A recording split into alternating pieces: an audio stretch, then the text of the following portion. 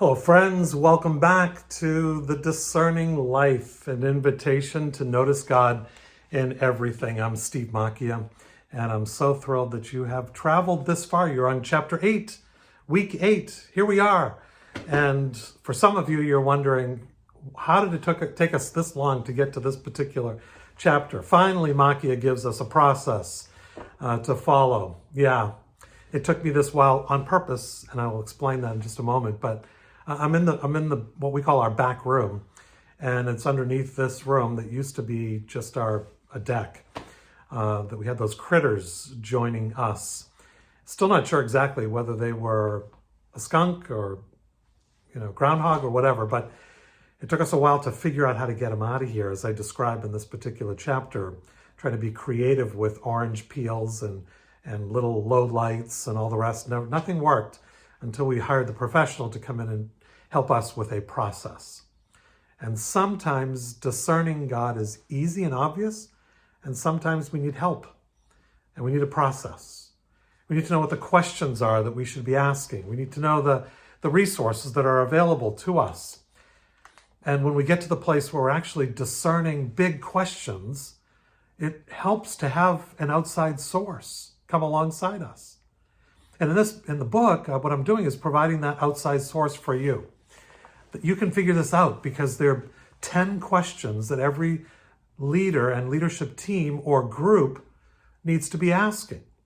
And I'm not going to re-articulate what's in the chapter. You can read that, and there's an appendix in the back which gives a summary of the 10 questions that you can use as a handout for people that you're working with. But the questions help us to get to the point of, okay, what is the critter underneath our back room, and why is it there, and how can we move forward in removing it? So our discernment questions matter. The why question matters. And I talk about that, the importance of why. If we can't answer why, then it's going to be difficult to get to the proper who, what, when, where, and how. But so many of us like to just go to the who, what, when, where, why, and how without getting to the why, because the why is the hardest. It's always the most important question, and it's always the hardest question that we need to ask. But the bold and the fruitful ask it. And I want to encourage you to be courageous. Ask your why question before you get into the particulars that are described in this practical process, which is the focus of chapter 8. It's a mouthful of a chapter, because I wanted to cover a lot here to put it into the context as to all that we've been covering beforehand in the previous 7 chapters are what lead us into this chapter. Because we need to be walking with God, we need to be prayerful and attentive to the biblical text, the invitations of God, the hospitality of God.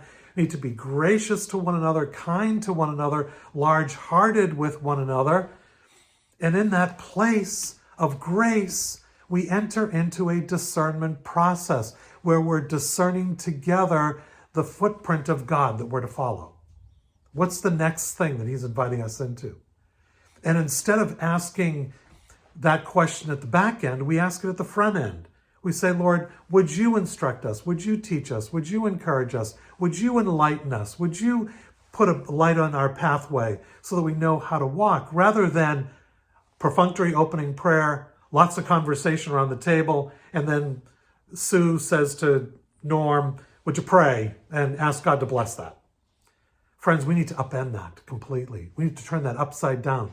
We need to stop just doing perfunctory opening and closing prayer, and then all of that chatter, conversation, strategic, push, pull, compete, get better, bigger, that's exhausting.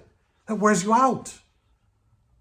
Instead, sit in the front end of those meetings and say, God, we think there's a question that you want us to address. So help us to address that. Would you inform our steps? Would you enlighten our path? Would you take us to the next place? And then we go through this process. And it's a gentle process. It's not a harsh process. It's a process that can be well led and facilitated and guided by the people around you, or people that you invite into the process that are neutral to the decision making. And then you walk through that process, that gentle process together. That's what chapter 8, that's what step 8 in this journey is leading us towards. So when we're practicing a preference for God, the 3 spiritual practices that I talk about are the process, the why, and prayer. And I just mentioned that the process matters. So I've given you 10 questions to ask. That's a healthy process. It fits any context that you're in. I guarantee it. Let me know if it doesn't. But secondly, make sure you know why you're engaged in the process in the first place. What is the big question that you're seeking to ask? Determine that question together. Write it down. Agree to that question first and foremost. Otherwise, it's going to be difficult to move forward.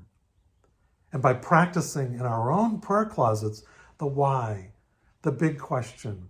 What question am I asking God? What am I looking for?